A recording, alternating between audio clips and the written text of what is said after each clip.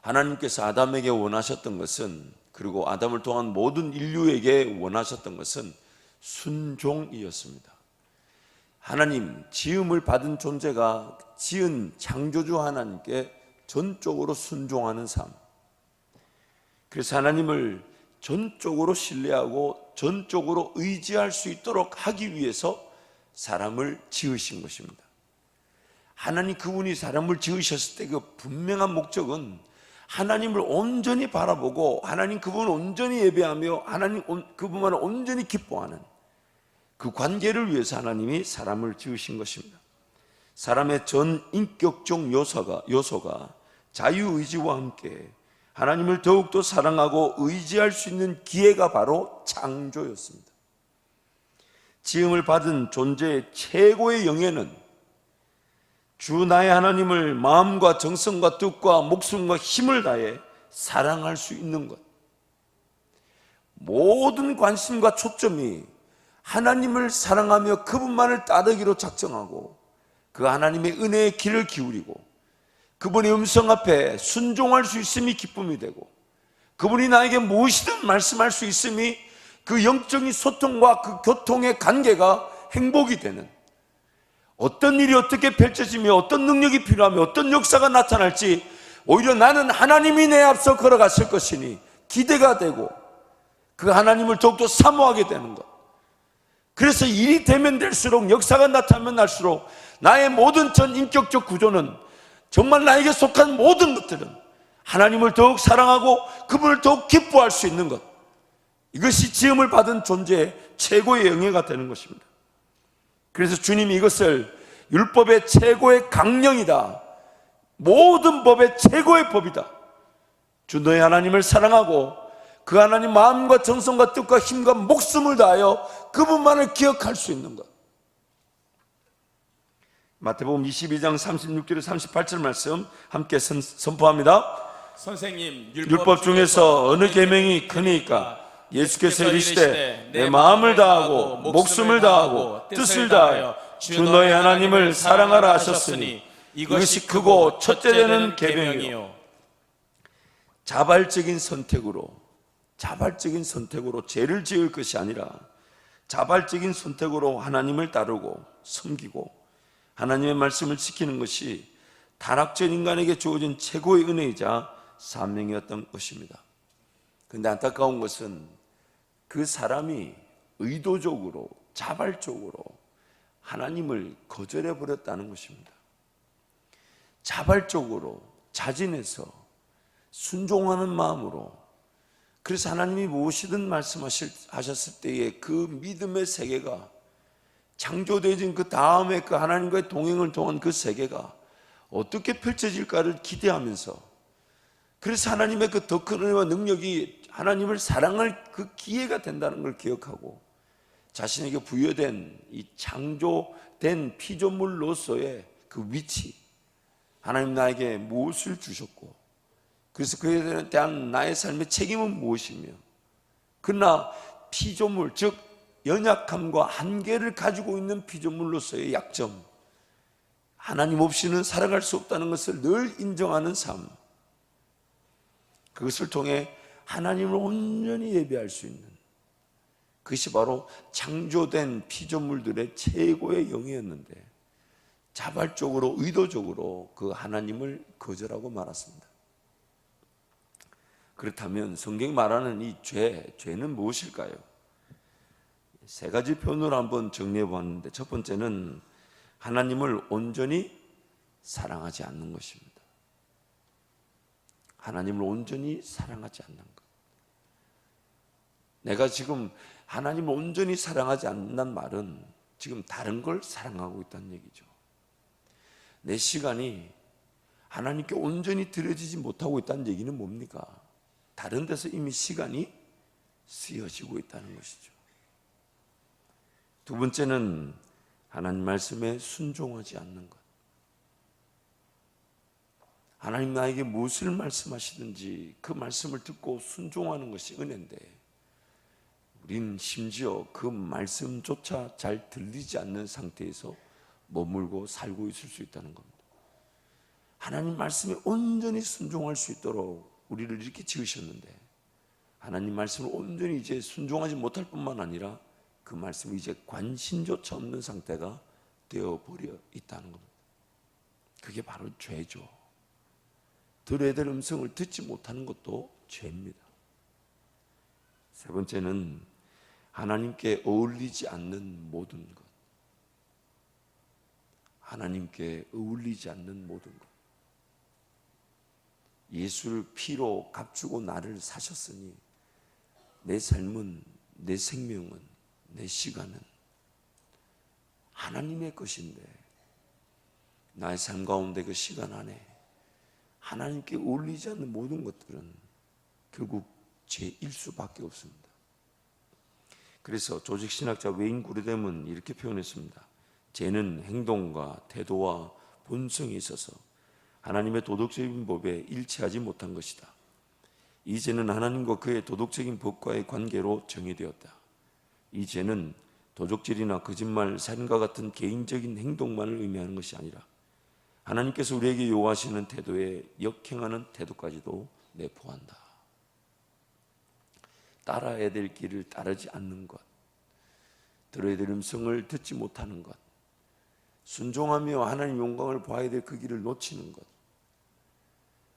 그 바람에 우리는 이미 죄의 길이 들어서 있다는 것이 증명되고 있는 것이고, 하나님 음성을 듣지 못하는 것은 다른 음성에 이미 길을 기울고 있다는 뜻이고, 하나님 그분께서 지금 계획하신 그 일을 따라가지 못한다는 얘기는 이미 내 삶이 하나님과 관계없는 길에서 죄 가운데서 좀 헤매고 있을 수 있다는 것입니다.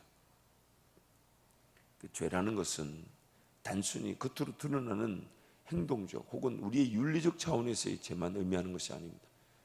하나님 그분과 어울리지 않는 것, 하나님 그분과 어울리지 않는 것. 그렇다면 죄로 인한 결과는 무엇일까요? 이 죄로 인한 결과는 첫 번째는, 안타까운 것은 이 아담이 죄를 지었을 때 죄로 말미암아 나타날 그 결과를 관가하고 무시했다는 것이 너무 아픈 일입니다. 아담이 죄를 그 선악과 하나를 따먹을 때에, 하와가 따서 같이 먹을 때에 그 행위가 그 죄의 어쩌면 선악과 열매 하나 먹는 듯한 단순 행위였지만 그것이 어떤 결과를 초래할지를 아담은 전혀 몰랐습니다. 이것이 바로 영적 세계죠. 오늘 저와 여러분도 그것이 너무너무 가슴이 아픈 거예요. 지금 이 작은 어떤 타협과 또 하나님을 거절하는 것, 혹은 하나님 음성을 제대로 듣지 못하는 그 죄가 영적인 의미에서 하나님 보실 때는 그것이 어떤 파생적인 결과를 만들어내는지를 우리가 전혀 모른다는 겁니다. 그러다 보니까 그때 그 순간에 그 죄가 쉽게 용납이 되고, 그때 그 순간에 죄가 쉽게 타협이 되어버리죠. 그때 그 순간에 그것을 쉽게 받아들이는 이유가 뭐냐면 그 죄로 인한 그 발생 효과를 우리가 전혀 모르기 때문에 관가하고 무시해버립니다. 아담은 지금 그때 그 자기 아내와 함께 저질렀던 그 일이 이런 어마어마한 죄의 권세와 능력이 들어오는 일인 줄 알았을까요? 몰랐던 거예요. 무시했던 겁니다. 관가했던 겁니다. 그래서 아담이 지었던 죄로 인한 결과를 성경이 뭐라고 얘기하냐면, 첫 번째는 12절 말씀 보면 자신의 죄로 죄가 세상에 들어와 군림하게 되었다는 겁니다. 자신의 죄로, 죄라는 것이 분명히 짓기는 자기가 지었지만 그 지은 죄가 세상에 군림하는 힘이 되어버렸다는 겁니다. 두 번째는 그 죄의 결과 사망이 생겨나게 됐다는 거예요. 사망, 죽음, 사망, 죽게 된다는 것. 이것을 어떤 신학자는 이렇게 표현합니다. 그의 죄가 지옥 문을 열었다. 그의 죄가 지옥 문을 열었다. 세 번째는 아담 이후 모든 사람에게 사망이 왕노릇하게 되었다는 겁니다. 사망이 왕이 되어버렸다는 거예요. 나를 지배하는 왕이 되어버렸다는 겁니다. 왕노릇. 네 번째는 아담 한 사람이 순종하지 않으므로 많은 사람이 죄인이 되어버렸습니다. 아담 한 사람이 순종하지 않으므로 많은 사람이 죄인. 아담은 지금 이런 죄의 결과를 알았을까요? 오늘 우리가 이 죄를 경멸하고 정말 미워하고 경계해야 되는 이유가 여기에 있습니다. 지금 내가 쉽게 생각하는 이 하나님께 어울리지 않는 이것이 나중에 내 삶에 혹은 그것이 어떤 파급 효과로 문제를 일으킬 수 있을까? 우리가 그것을 모른다는 겁니다. 그것이 어떤 대가를 요구하는지를 모른다는 거예요. 그러니까 항상 그것이 우리에게 두려움이 되어야 되는 것이죠. 하나님 은혜를 구해야 되는 것이죠. 죄로 인한 결과는 이 아담이 죄의 결과를 간과했지만 또한 이 죄로 인해서 타락 이후에 오늘 우리 인간의 상태를 이렇게 만들어 버렸죠. 그래서 타락 이후 우리 인간의 상태에 대해서 우리 하이레벨이고 요리문 다 구문인데 제가 문을 하면 여러분 답을 하시기 바랍니다. 우리가 행할 수 없는 율법을 우리가 지키도록 요구하신 것은 하나님의 부당한 처사가 아닙니까? 아닙니다. 하나님께서는 그 법을 지킬 수 있는 능력을 주시어 사람을 창조하셨습니다. 그러나 사람이 악마의 유혹을 받아서 스스로의 뜻으로 불순종함으로 자신은 물론 후손들까지 그렇게 할 수 있는 능력을 잃게 된 것입니다. 분명히 하나님이 따를 수 있는 능력을 주셨지만은 죄 때문에 우리가 이제 그것을 따를 수 있는 능력을 상실해 버렸습니다. 죄가 우리를 왕노릇하고 사망이 우리를 왕노릇하고 권세와 힘이 되어 지배 원리로 나 위에, 나의 힘과 나의 능력 위에 우리를 지배하고 있다는 거예요. 우리는 그 지배를 피하지 못하게 된 것입니다. 웨스트민스터 소유리문다 19문도 제가 질문합니다. 사람이 타락한 지위에서 비참한 것이 무엇인가? 모든 인종이 타락함을 인하여 하나님과 교제가 끊어지고 또 그의 진노와 저주 아래에 있어서 생전의 모든 비참함과 사망과 영원한 지옥의 벌을 받게 되었다. 아담의 죄로 말미암아 이 일이 일어나게 된 것이죠. 기독교 강요 제2권 1장 8항에 보면 우리 첫째로 함께 갑니다.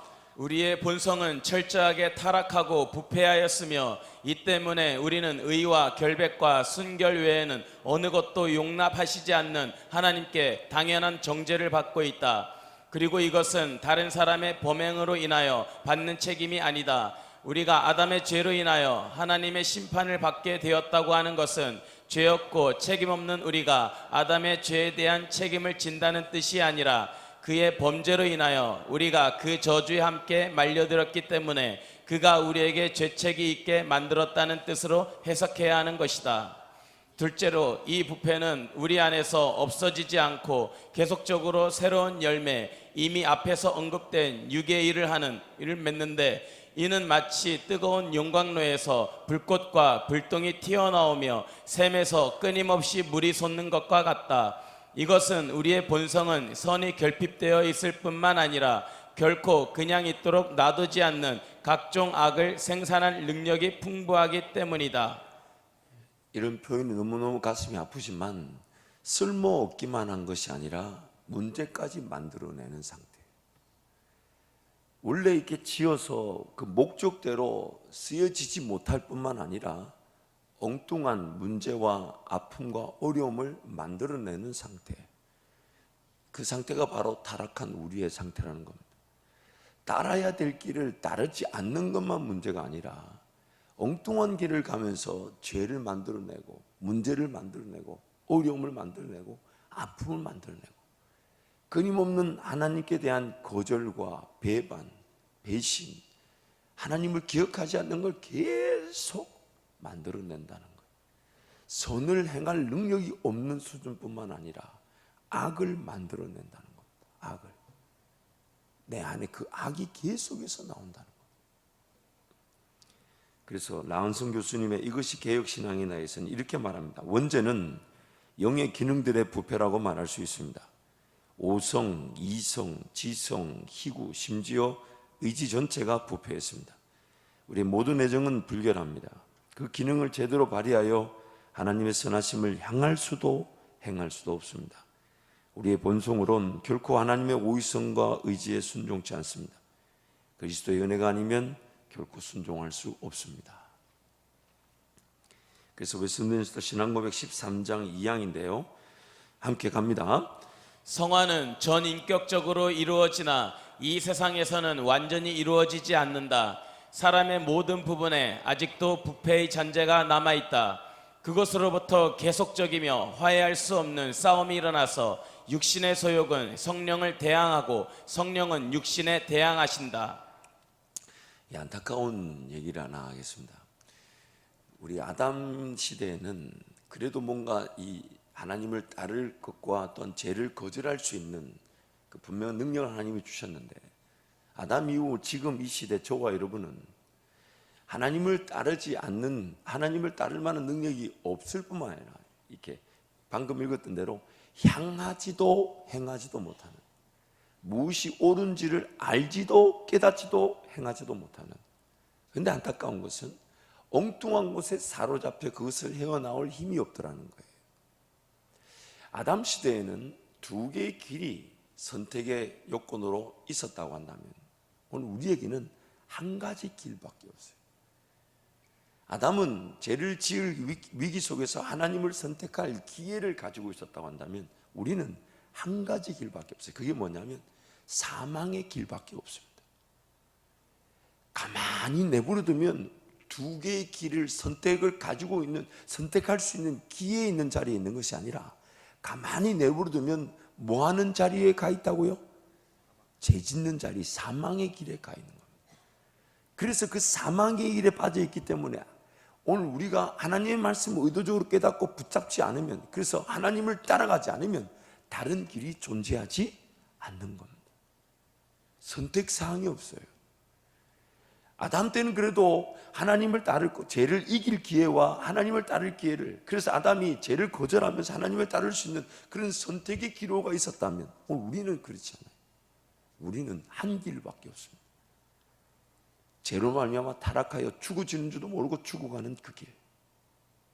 그 길. 가만히 내버려 두면 자연적으로 죽어져 버립니다. 죄를 지어버립니다. 하나님과 전혀 관계없는 것에 사로잡혀 버립니다.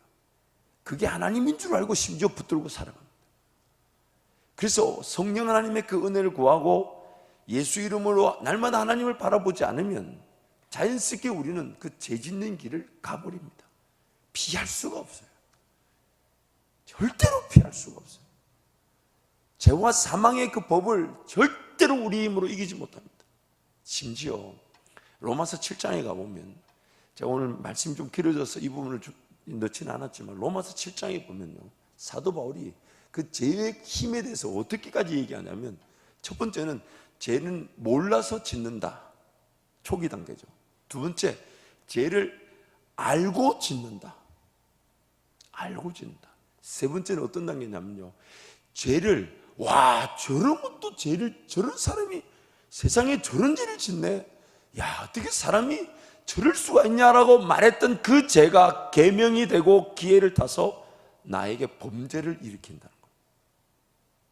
몰라서 지었던 죄가 있어요. 또 나에게 이미 일어난 죄 중에 알고도 짓는 죄가 있지만, 도저히 저거는 나는 저렇게는 안 해, 나는 저 정도는 아니야 라고 말했던 그 죄도 결국 계명이 기회를 타서 죄를 일으키는 상태. 내가 그 죄를 지을 수 있다는 것. 그래서 사도 바울이 몸부림을 쳤어요.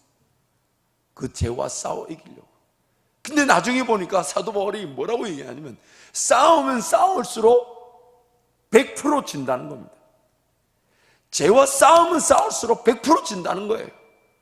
그래서 나중에 알고 보니까, 아, 나란 존재는 죄의 지배를 받고 있으니까 죄와 싸울 만한 대상도 안 된다는 걸 깨달았어요, 사도 바울이. 오라, 나는 공고한 자로다. 누가 나를 이 사망의 몸에서 건져내랴. 아, 싸움조차도 할 자격이 없구나. 나에게는 죄를 이길 만한 능력이 없고, 나에게는 죄를 피할 만한 능력이 없고, 나에게는 죄라는 것과 싸울 만한 자격조차 없구나. 그래서 한 길밖에 없다는 거예요. 생명의 성령의 법. 생명의 성령의 법을 깨닫고 그 법을 따라가지 않으면 죄와 싸우고자 하는 것 자체도 선하게 보일 수 있지만 그것조차도 이미 죄에 끌려 지배를 받고 있는 것에 불과하다는 겁니다.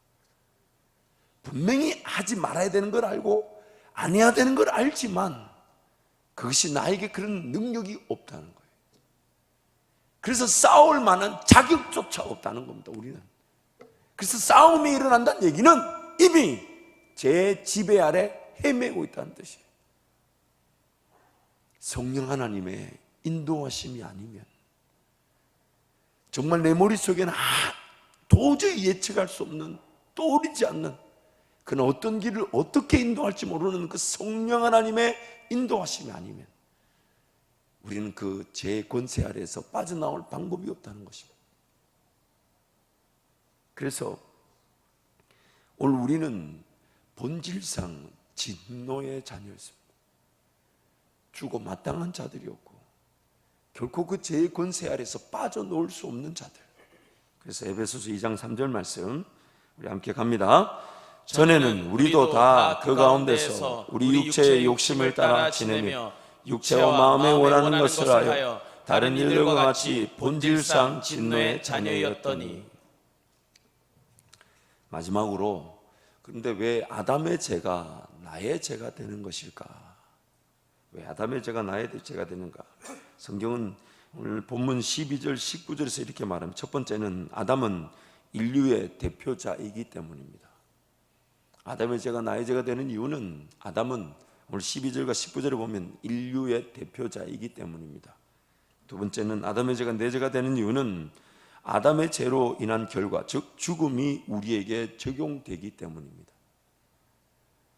아담의 죄가 내 죄가 된다, 좀 억울한 면이 있는 것 같죠. 성경은 뭐라고 얘기했냐면 아담이 지은 죄의 결과, 즉 죽음이 오늘 우리에게도 적용되고 있기 때문에 하나님 보실 때는 아담의 죄가 나의 죄로 간주되고 있는 것입니다. 세 번째는 태어날 때부터 우리가 죄 가운데서 태어나고 있습니다. 태어날 때부터 우리는 죄 가운데서 태어나고 있습니다. 그래서 시편 51편 5절 말씀, 내가 죄악 중에서 출생하였으며 어머니가 죄 중에서 나를 잉태하였나이다. 그런데 무엇보다도 네 번째는 신학적으로 이런 역설적인 표현이 있습니다. 하나님께서 아담의 죄로 인해 우리 모두를 죄인으로 간주하셨다는 것은 어떤 의미를 가지고 있냐면, 그래서 웨인 그루듬의 조직신학 24장 죄에 대한 부분에서 이렇게 말합니다.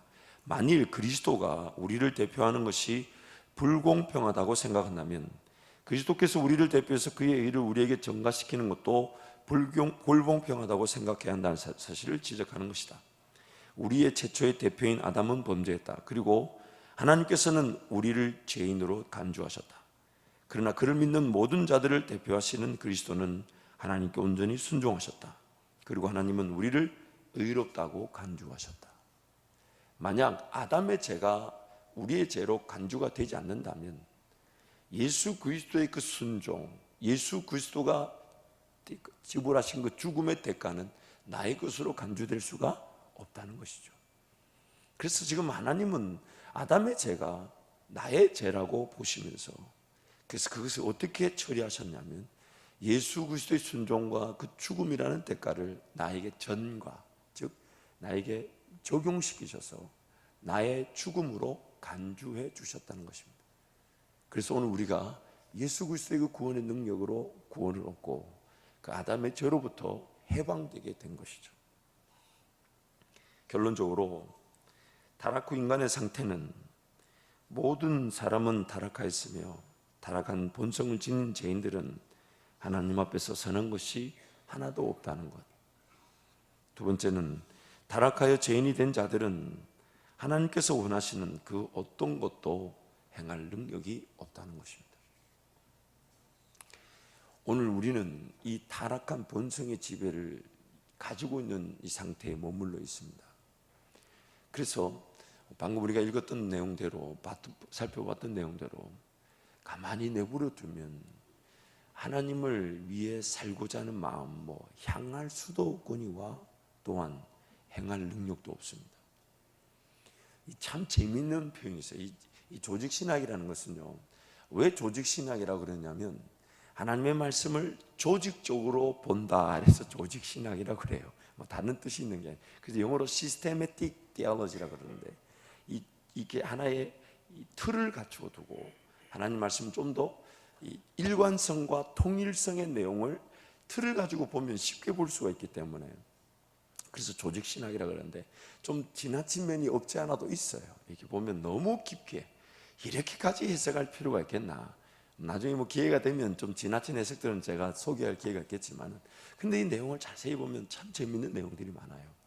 이 존 칼빈이라 그러는 그 기독교 강요 우리에게 그렇게 알려져 있죠. 칼빈의 묵상에 따르면 오늘 우리는 완전히 타락하여서요 우리에게 선한 게 하나도 없다. 그래서 하나님이 어떻게 일하셨냐면 성령 하나님이 우리 내면에 들어오셔서 이제 우리가 내일 살펴보겠지만 이제 중생의 은혜를 주시는데 어떻게 지금 그 은혜를 주시냐면 이제 그 우리 안에 선한 의지를 주신다는 거예요. 우리 의지, 지성, 이성, 뭐 오감 우리에게 있는 모든 건 다 타락했기 때문에 하나님을 향할 수도 하나님을 바라보지도 행할 능력이 없으니까 성령 하나님 우리 안에 선한 의지를 주셔서 그래서 그 선한 의지를 통해 하나님을 기억할 수 있는 장치를 만들어 두셨다는 거예요. 그런데 지금 그 선한 의지가 발동되기 위해서는 여러분 마음은 딱 먹었잖아요, 그렇죠?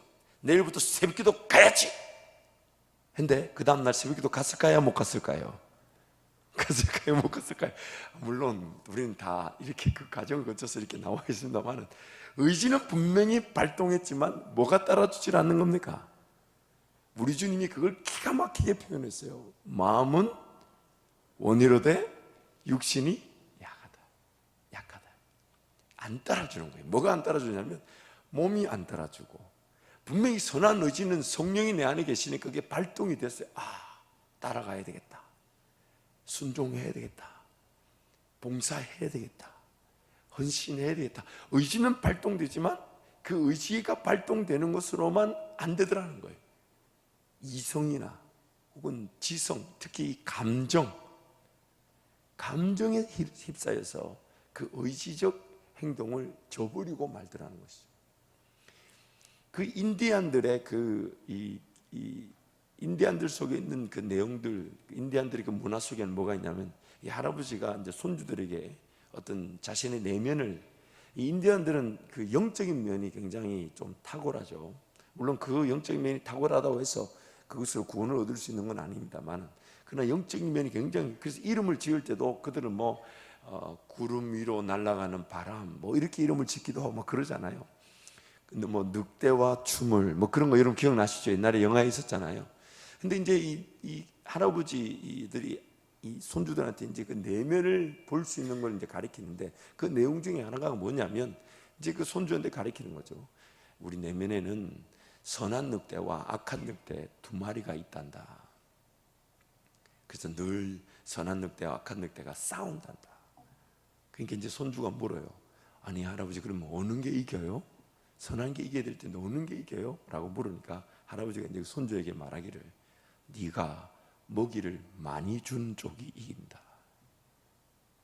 참 어떤 영적인 면에서 보면 그 질서가 우리 영적인 그 어떤 형태로 볼 때 그 인디안들의 그 말이 참 의미가 있습니다.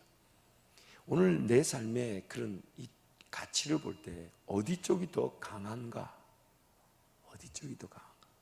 하나님의 말씀의 부분, 하나님 그분을 기억하는 부분, 하나님 그분께 시간을 내어드리는 것, 맡겨드리는 것, 하나님 그분의 음성, 그분과의 관계, 그분을 예배하는 것, 그분을 찬양하는 것, 이런 모든 것들이 내 세상에서의 삶 어떤 시간보다 더 강한가, 분명한가, 우선순위가 확실한가.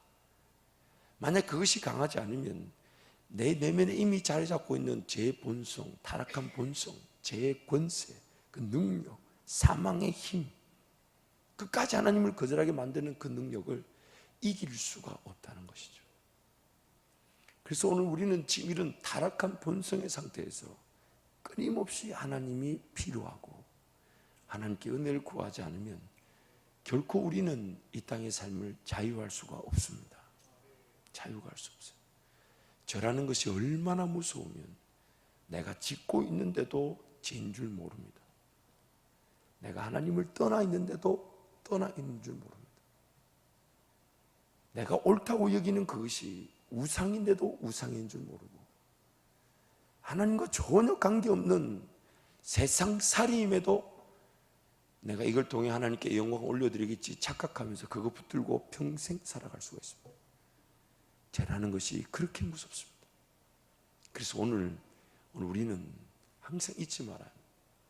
그래서 사도 바울이 형제들아 단언한 건데 나는 주 안에서 자랑하노니 나는 날마다 죽노라. 그 고백은 사도 바울의 그런 자기만의 특별한 고백이 아닌 우리가 반드시 죄인이람을 고백한다면 할 수밖에 없는 고백입니다. 그래서 오늘 이 새벽에도 여러분 다른 걸 떠나서 저와 여러분의 고백이 하나님, 저에게는 하나님을 향할 수도 행할 수 있는 능력이 하나도 없습니다. 성령 하나님, 저를 사로잡아 주옵소서.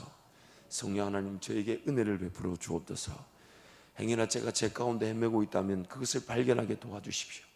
거절하고 있다면 하나님을 거절하고 있는 저를 발견하게 도와주시고, 죄인 줄도 모르고 붙들고 있다면 그것을 발견하게 도와주십시오. 하나님의 사명과 관계없는 길을 걸어가면서도 사명을 빙자하고 있다면 깨닫게 해주십시오. 하나님 나라를 보지 못한 채 그저 세상살이에 파묻혀 있는 저 자신을 보게 해주십시오. 선을 깨달을 능력도 행할 능력도 없는 저를 긍휼히 여겨주시고 오직 하나님의 인도하심만을 하나님의 인도하심만을 바라오니 오늘 하루가 하나님의 그 은혜를 경험하는 하루가 되게 달라고 먼저 우리 주님 찾고 함께 간절히 기도합니다. 주여 주여 주여. 하나님 아버지께서 우리를 도우시지 않으면 아무런 가치가 없습니다. 하나님, 죄인 줄도 모르고 죄 가운데 빠져 있을 수 있습니다. 죄를 짓고 있으면서도 죄 짓는 줄 모르고 하나님을 거절하고 있으면서도 하나님을 거절하는 줄 모르는 이 죄인을 불쌍히 여겨주십시오. 세상에 파묻혀 하나님 나라의 영광을 보지 못하는 어리석음을 발견케 도와주십시오. 하나님, 옳은 것이나 착각하며 우상을 붙들고 있는 나 자신을 보게 해주십시오. 하나님, 하나님보다 더 귀하고 소중하게 여기는 것들을 철저하게 발견하게 도와주십시오. 하나님 은혜를 구하오니 하나님 오늘도 나의 타락한 본성을 잊지 않게 해주십시오. 하나님을 향할 수도 하나님을 향하여 선을 행할 수도 없는 저를 하나님 잊지 않게 해주십시오. 아버지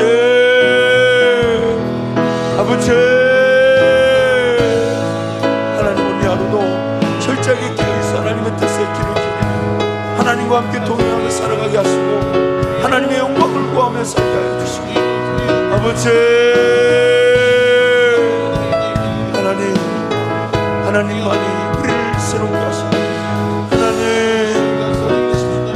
아버지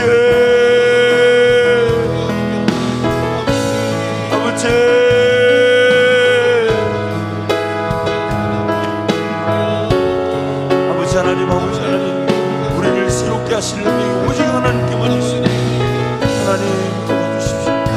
나의 타락한 본성을 관가하거나 무시하지 않게 해주십시오.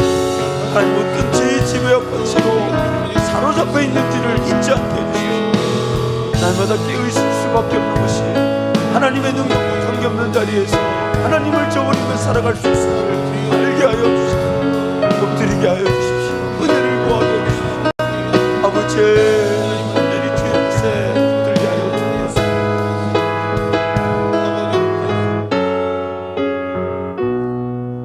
하나님 아버지, 타락한 우리 죄인을 긍휼히 여겨주시고 예수 그리스도의 죽음을 나의 죽음으로 간주하셔서 여겨주셔서 구원의 은혜를 베푸신 은혜 진심으로 감사합니다. 근데 하나님, 타락한 이 본성의 지배가 여전히 나를 지배하고 있음을 잊지 않게 도와주십시오. 제 가운데 빠져 있으면서도 빠져 있는 줄 모르고 있을 수 있고 하나님을 섬긴다면서 우상을 붙들고 살아가고 있을 수도 있으며 심지어 세상살이에 파묻혀 하나님 나라의 영광을 보지 못한 채 그것이 전부인 착각하고 살아가는 저를 하나님 긍휼히 여겨 주옵소서. 날마다 하나님 나 자신을 쳐서 복종시키며 나의 존재 자체를 부인하고 죽음의 자리에 세워두고 오직 하나님의 은혜와 성령의 인도하심만을 구하는 진정한 하나님의 사람으로 살게 하여 주옵소서. 오늘 하루도 그 어떤 것보다 하나님의 인도하심에 깨어 은혜를 구하며 어디든지 나를 이끌어 가실 하나님, 무엇이든 말씀하실 수 있는 하나님을 기대하는 오늘도 예배하는 하루, 기도하는 하루가 되게 해 주옵소서. 예수님 이름으로 축복하며 기도합니다.